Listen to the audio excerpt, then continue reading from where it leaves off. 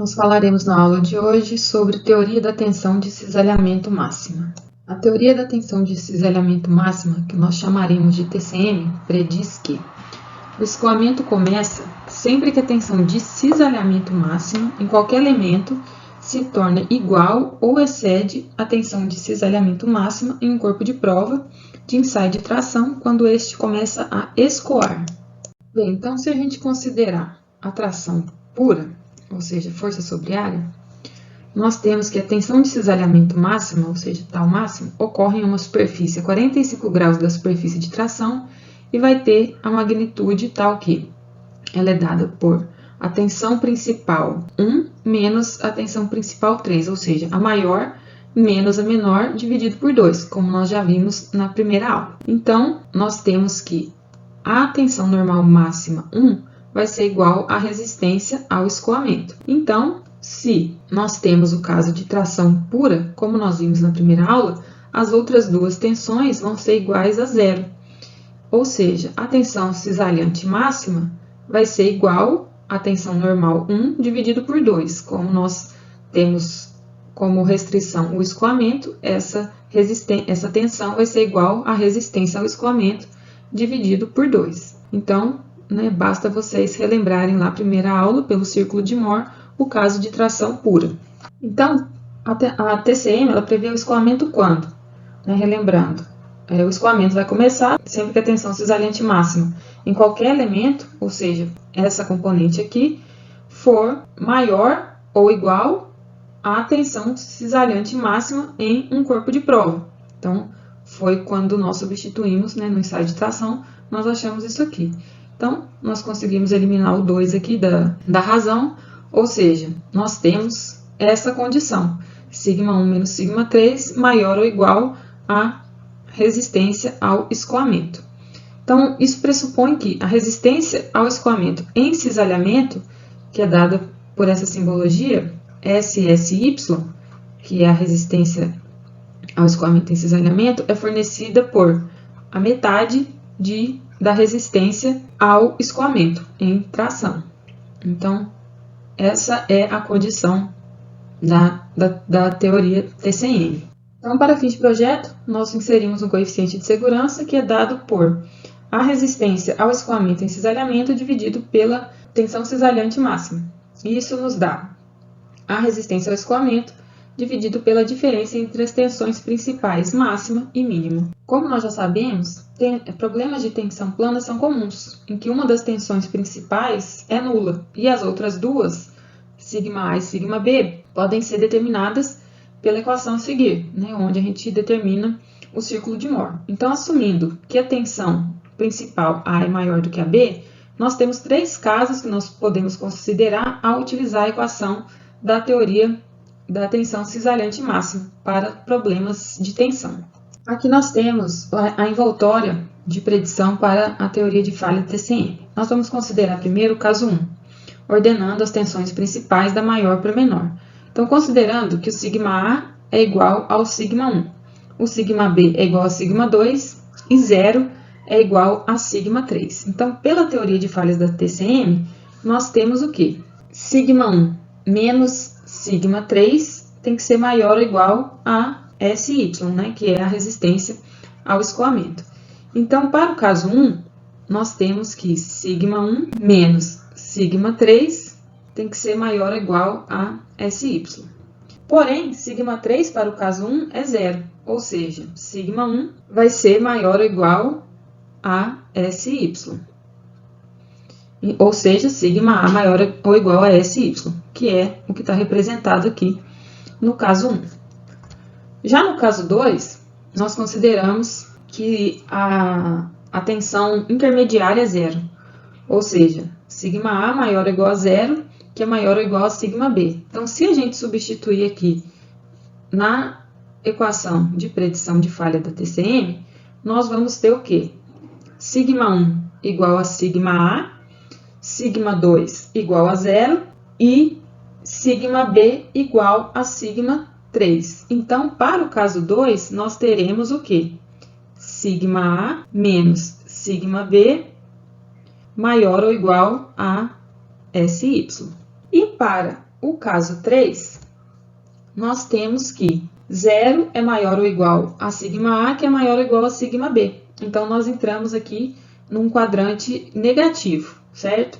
Ou seja, se nós substituirmos na equação de predição de falha, nós teremos que sigma 1 é 0 e sigma 3 vai ser menos sigma B. Então, vai ser menos sigma B maior ou igual a SY.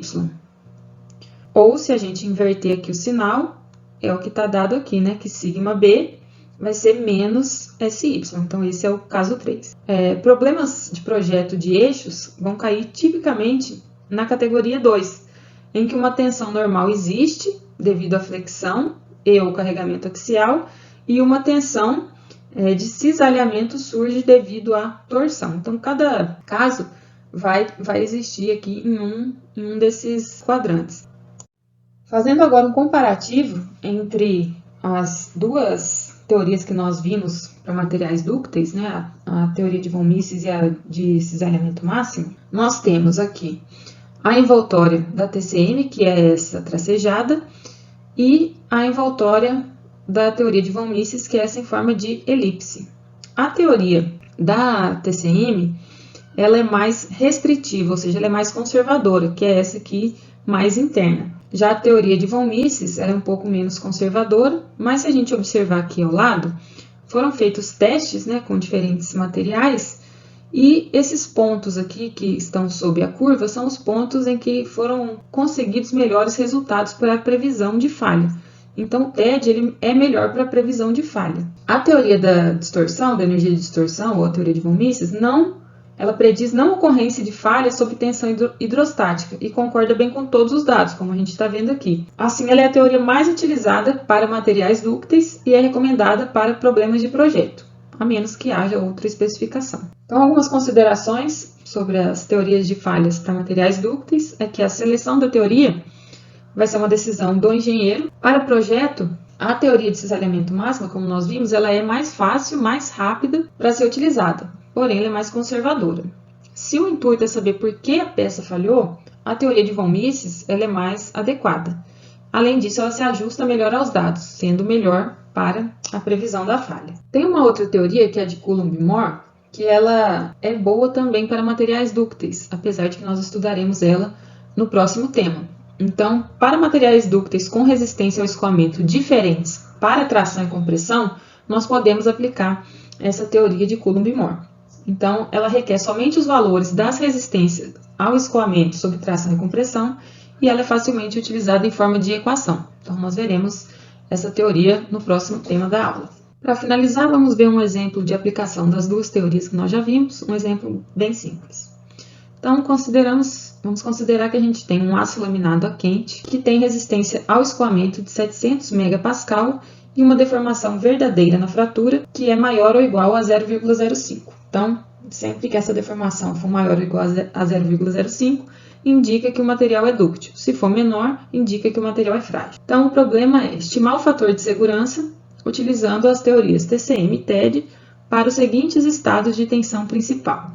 No primeiro caso, 490, 490 e 0 MPa. Então, são as três tensões normais principais. E para o segundo caso, 0, menos 210 e menos 490 MPa. Então, para a letra A, a primeira coisa que a gente tem que fazer é ordenar as tensões principais, ou seja, colocar da maior para a menor. Vamos ver então para a TCM. Lembrando então a teoria da tensão de cisalhamento máximo diz o quê?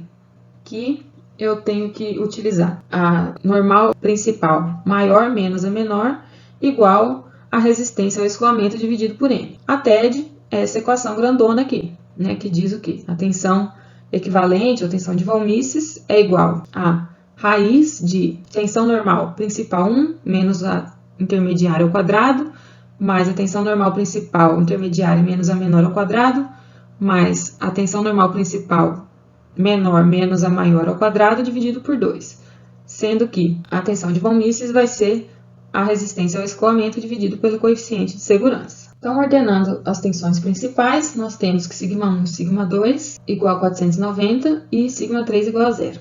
Então, substituindo os valores das tensões principais na TCM, nós vamos ter 490 menos 0, a resistência ao escoamento é 700 dividido por N. E substituindo os valores das tensões principais na equação da teoria de von Mises, nós vamos ter a tensão equivalente igual a 490. Isso vai ser igual à resistência ao escoamento dividido por N. Isso nos dará um coeficiente de segurança igual para as duas teorias de falha, igual a 1,43. Para o caso B, nós temos que realizar o mesmo procedimento, ordenar as tensões principais. Nesse caso, a maior é 0, a intermediária é menos 210 MPa e a menor de todas é menos 490. Então, nós vamos substituir nas duas teorias, TCM e TED. Depois de substituir os valores das tensões principais, nós encontramos os coeficientes de segurança para TCM igual a 1,43 e para TED 1,64. Aqui nós podemos identificar as duas envoltórias, né, a de fora, que é a elipse, é a de von Mises, e a mais interna é a da tensão cisalhante máxima. Então, para esse exemplo, nós temos duas linhas de carga aqui. Então, nós temos os pontos aqui. Do item A, nós temos esse ponto aqui, que é dado pelas tensões principais dadas no enunciado A, e para o enunciado B, nós temos essa outra linha de carga, que dá exatamente esse pontinho aqui.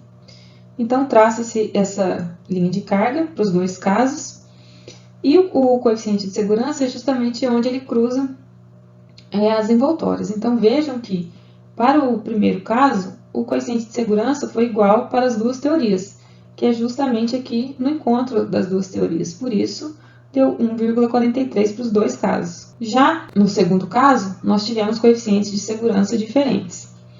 Então, aqui nós temos dois pontos diferentes para as duas teorias.